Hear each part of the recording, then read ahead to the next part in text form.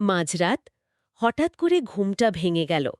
ঘরটা একদম নিস্তব্ধ, শুধু এসির একটা হালকা শব্দ আসছে। ঘুটঘুটে অন্ধকার, কিন্তু চোখটা একটু সয়ে যেতেই জানালার পর্দা ছুঁয়ে আসা আবছা আলোয় ঘরের জিনিসপত্রগুলো আবছা দেখা যাচ্ছে।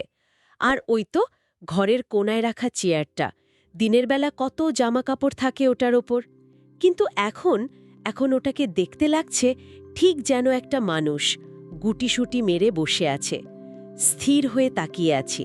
হঠাৎ মনে হলো ওটা ওটা যেন একটু নড়ে উঠল। বুকটা একেবারে ধড়াস করে উঠল। এই যে একটা চিরচেনা ভয়ের অনুভূতি, এটা কি শুধুই আমাদের মনের ভুল, নাকি এর পিছনে আরও গভীর কোনো কারণ আছে?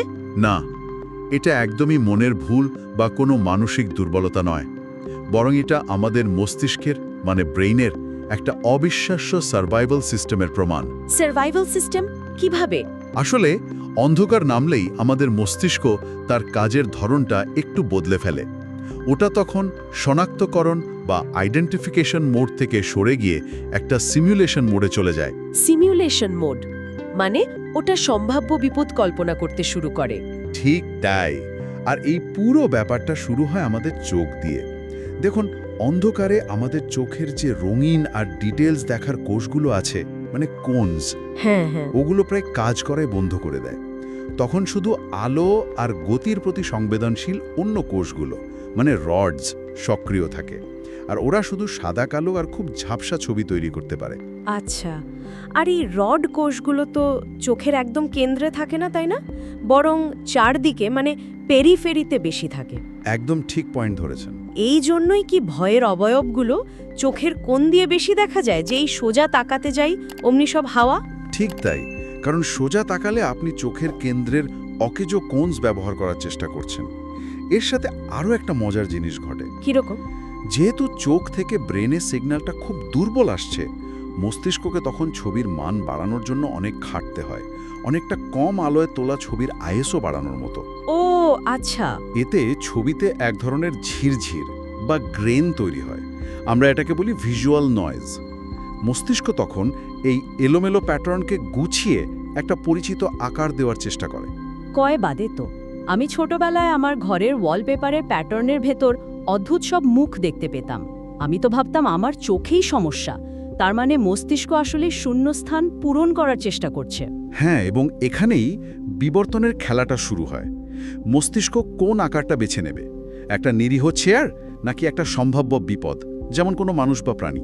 অবশ্যই বিপদটাকেই আগে গুরুত্ব দেবে। Better safe than sorry. Exactly, একেই বলে এরর ম্যানেজমেন্ট থিওরি। ভাবুন তো, দুটো ভুলের মধ্যে কোনটা কম ক্ষতিকর, একটা ছায়াকে শত্রু ভাবা নাকি একটা শত্রুকে শুধুই ছায়া ভাবা? প্রথমটা। ছায়াকে শত্রু ভাবলে হয়তো একটু ভয় পাবো, হার্টবিট বাড়বে, কিন্তু বেঁচে যাব। আর দ্বিতীয়টা? দ্বিতীয়টার ফল আমাদের পূর্বপুরুষদের জন্য ছিল মৃত্যু। একটা ফলস নেগেটিভের দাম জীবন দিয়ে দিতে হতে পারে। নিখুঁত বলেছেন। এই জন্যই আমাদের মস্তিষ্ক একটা স্মোক ডিটেক্টরের মতো কাজ করে। টোস্ট বানানোর সময় ভুল করে বেজে ওঠা অনেক ভালো, আগুন লাগার সময় চুপ থাকার চেয়ে।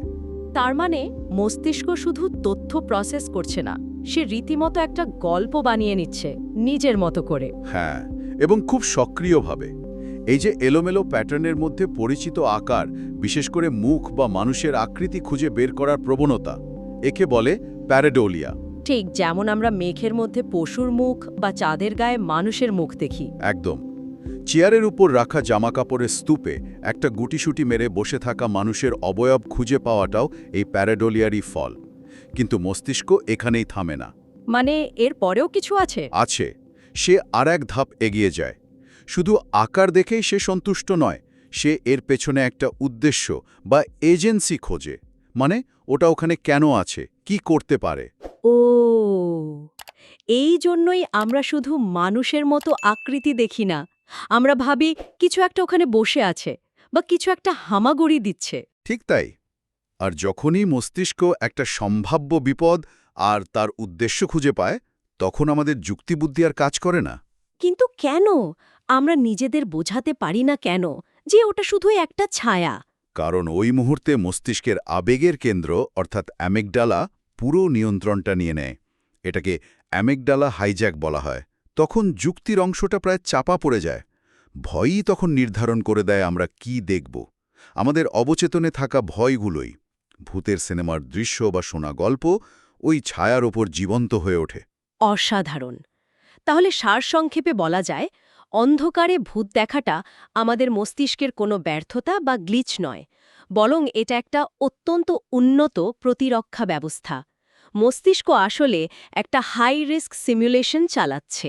হ্যাঁ, যার একমাত্র উদ্দেশ্য হল যদি সত্যি কোনো বিপদ থাকত, আমরা যেন সবার আগে রিয়াকশন করার জন্য প্রস্তুত থাকি। এটা আমাদের অস্তিত্বের গভীরে প্রথিত একটা অ্যালগোরিদম। আচ্ছা, এই যে কিকি থাকার জন্য মস্তিষ্ক এত কিছু করছে, কিন্তু কি হবে যখন এই সিমুলেশনটা আমাদের ঘুমের জগৎ থেকে বেরিয়ে এসে সরাসরি বাস্তবতার সাথে মিশে যায়? হুম। যখন আমাদের চোখ খোলা, আমরা পুরোপুরি সচেতন, কিন্তু শরীর অবশ্যই আছে, আর মস্তিষ্ক তার বানানো দুঃস্বপ্নকে আমাদের চোখের সামনে, আমাদের ঘরের ভেতরেই জীবন্ত করে তোলে। সেই অভিজ্ঞতার ব্যাখ্যা কি?